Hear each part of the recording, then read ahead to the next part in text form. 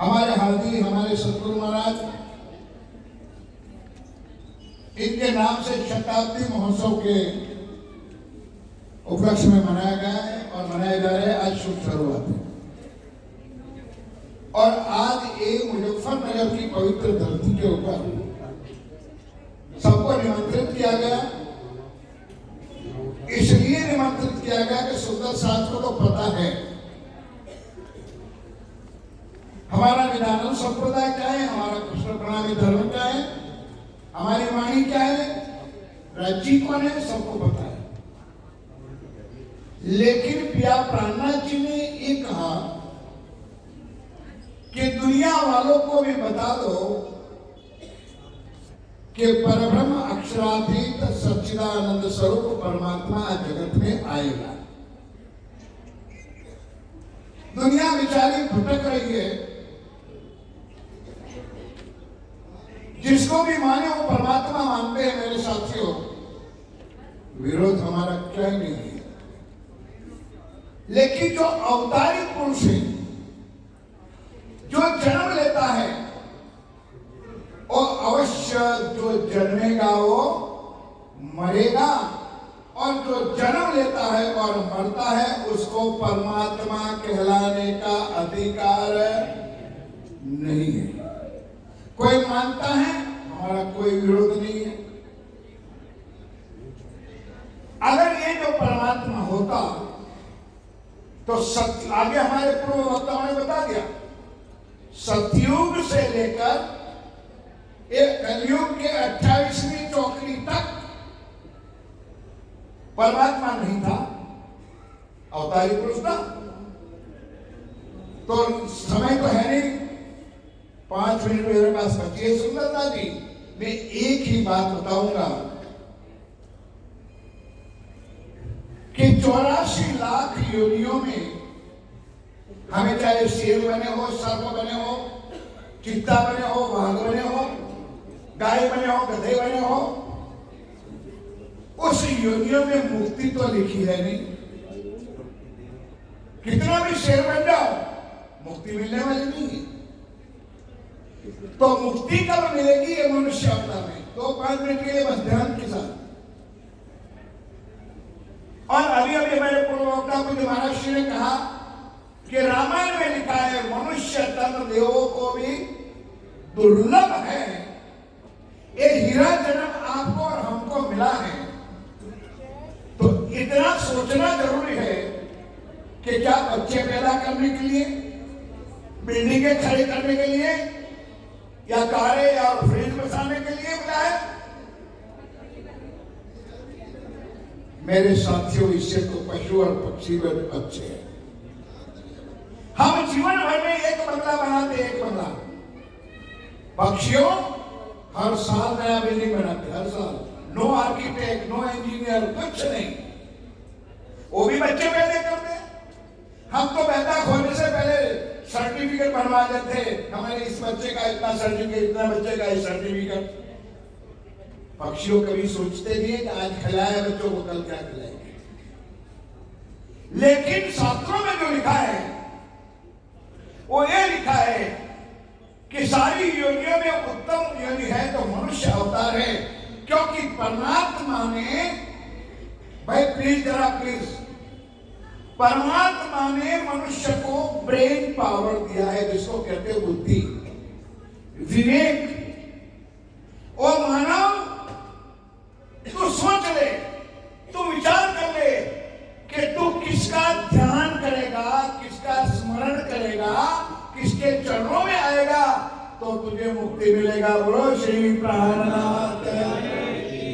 यहाँ पर यह मंच लगा है कोई चेला बनाने के लिए नहीं, कोई शिष्य बनाने के लिए नहीं, सिर्फ आप तक इतना संदेश पहुंचाना है कि मानव, तू किसके चरणों में जाएगा, तुझे मुक्ति देने वाला कौन है, ये अपने आप पे ढूंढना पड़ेगा।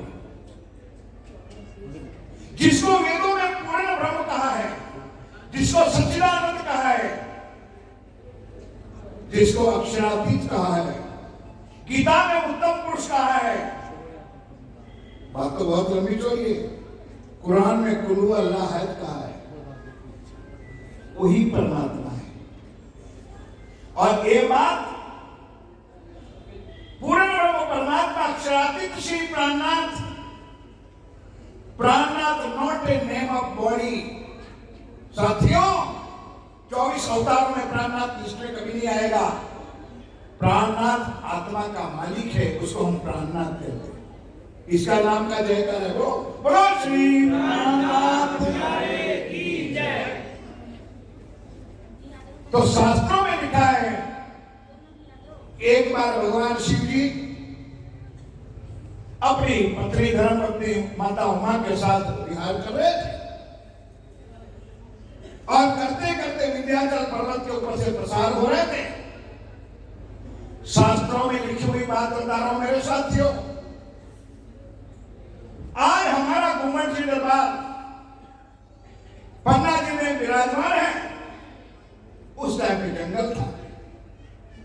भगवान भोलानाथ ने बबुल के पेड़ को हटाया, सुखपाल को नीचे उतारा और साक्षात दंडवत प्रणाम किया। माता उमा ने कहा, भगवान रियल में आपको लोग बोला बोला कहते हैं ना, भगवान आप रियल में बोला ना, यहाँ मंदिर है ना कोई मस्जिद है ना कोई देव है ना कोई मूर्ति है, यहाँ प्रणाम किसको कहते हो? साथियों, ये बात मैंने और आपने नहीं, भगवान शिव जी ने शास्त्रों में बताया कि ए उमा पद्मावती के शब्दे, पद्मावती के शब्दे मध्य पृष्ठे विराटी, इंद्रावती नाम सहदेवी भविष्यति कलो युगे। 28वें कलयुग में इस विंध्याचल पर्वत के ऊपर, इस धर्मधरा के ऊपर इंद्रावती नाम की आत्मा आएगी, जिस आत्मा के ऊपर परमात्मा की पांचों शक्ति विराजमान होगी और वो आके यहाँ पर विराजमान होगी। और जब वो आत्मा आएगी तब सारे दुनिया के जीवों को अखंड मुक्त करेगी। बोलो श्री प्राणनाथ की जय। कुछ सोच लो मेरे साथियों कि हु इज परमात्मा एंड व्हाट इज परमात्मा। परमात्मा कौन है? मैंने सुबह एक भजन गाया था और गाता हूं कि एक प्रमाण है, शिव शंकर गए गए उमा से, ऐसा कलयुग आएगा कि विंध्याचल पर्वत के ऊपर सुंदर धाम है सुहाए।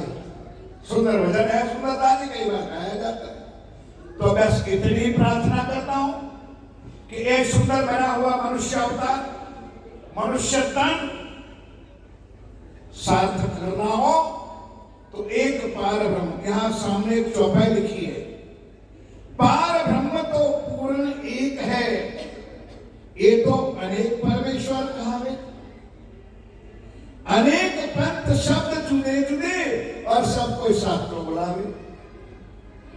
धर्म शास्त्रों में परमात्मा की पहचान लिखी है, धर्म शास्त्रों में ज्ञान लिखा है।